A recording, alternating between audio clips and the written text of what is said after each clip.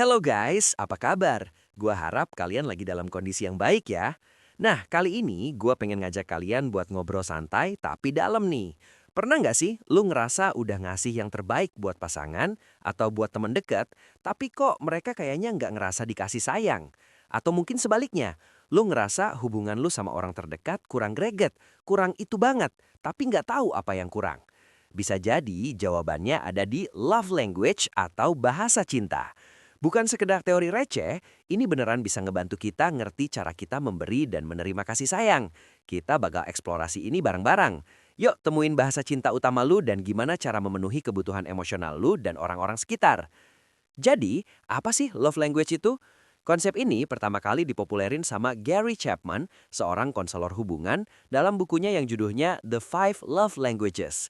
Intinya, setiap orang punya cara utama mereka merasakan dan mengekspresikan cinta. Kerennya, konsep ini didukung sama banyak riset di bidang psikologi hubungan yang nyebutin bahwa memahami love language bisa bikin hubungan lebih puas dan mengurangi konflik. Misalnya, studi dari University of Georgia 2017 menunjukkan bahwa pasangan yang paham dan mempraktikkan love language satu sama lain melaporkan tingkat kepuasan hubungan yang lebih tinggi.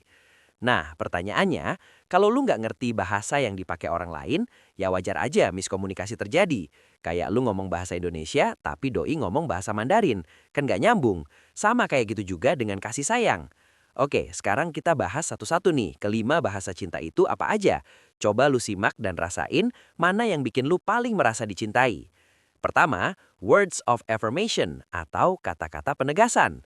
Nah, buat lu yang bahasa utamanya ini, lu bakal ngerasa paling dicintai dan dihargai lewat kata-kata. Bukan cuma I love you doang ya, tapi juga pujian tulus, kalimat penyemangat, atau apresiasi verbal. Kayak, gua bersyukur banget punya lu, atau makasih ya udah selalu dengerin curhat gue. Kritik atau kata-kata kasar bakal bikin lu sakit banget. Jadi kalau lu tipe ini, ungkapan verbal itu makanannya jiwa. Kedua, acts of service atau tindakan pelayanan. Buah tangan? Bukan, ini buah tindakan. Bagi lu yang bahasa utamanya acts of service, cinta itu dibuktikan dengan aksi nyata. Pasangan atau temen lu bantuin beresin rumah, nyiapin makan pas lu lagi sakit, atau ngejemput lu pulang kantor, itu yang bikin hati lu meleleh. Kata-kata I love you 1000 kali nggak akan ngalahin satu tindakan membantu yang tulus. Kalau janji nggak ditepati atau malas-malesan, itu bisa bikin lu ngerasa nggak dihargai. Ketiga, receiving gifts atau menerima hadiah. Jangan langsung dikira materialistis ya. Bagi mereka dengan bahasa cinta ini, hadiah adalah simbol kasih sayang yang nyata. Nggak harus mahal. Bunga liar yang dipetik, camilan favorit, atau buku yang lagi pengen dibaca, itu sangat berarti. Hadiah itu bukti bahwa orang itu mikirin lo. Buat mereka, hadiah adalah representasi fisik dari perhatian dan cinta. Jadi kalau doi lupa hari spesial atau ngasih hadiah asal-asalan, bisa-bisa hati mereka jadi sedih.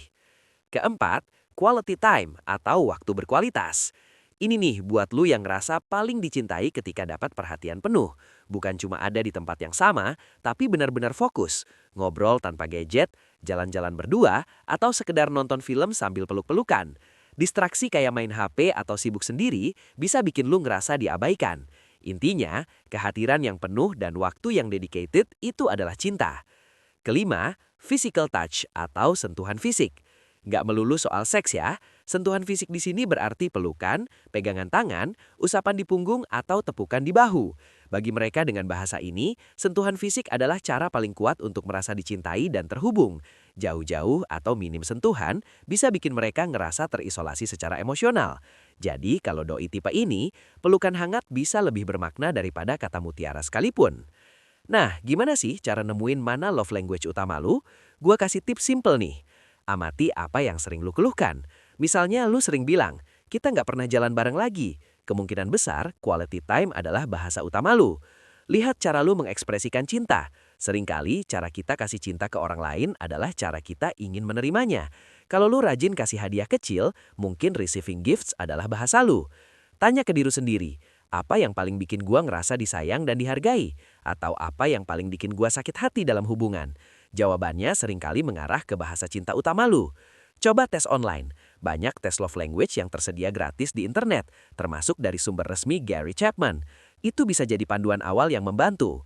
Ingat ya, kita biasanya punya satu atau dua bahasa yang dominan, dan ini bisa berubah seiring waktu atau dalam konteks hubungan yang berbeda. Nggak ada yang salah ya. Nah, setelah tahu love language utama lu dan orang terdekat lu, gimana cara mempraktikannya? Ini kuncinya. Komunikasikan, jangan disimpan. Kasih tahu pasangan, keluarga, atau sahabat lu. Nih ya guys, gua tuh paling ngerasa dicintai kalau kita bisa quality time tanpa ganggu gadget. Atau gua ngerasa sangat disayang kalau lu kasih kata-kata penyemangat. Beri sesuai bahasa mereka, bukan bahasa kita. Ini yang paling sering salah. Kalau doi bahasa utamanya acts of service, jangan cuma dikasih kata-kata manis doang. Bantuin dia nyelesaikan tugasnya. Kalau doi tipe physical touch, pelukan tulus lebih bermakna daripada kata mutiara. Jadi, fleksibel ya. Belajar untuk memberi kasih sayang dalam kelima bahasa itu. Meskipun satu atau dua adalah bahasa utama. Itu namanya investasi emosional. Terapkan di semua hubungan. Konsep ini nggak cuma untuk pasangan romantis ya, tapi juga buat persahabatan, keluarga, bahkan hubungan profesional. Dalam batas wajar ya guys. Memahami cara orang lain merasa dihargai bisa bikin semua hubungan lebih harmonis. Oke guys, kita udah sampai di penghujung eksplorasi kita. Jadi love language itu seperti kunci untuk membuka pintu hati, baik hati kita sendiri maupun hati orang yang kita sayangi.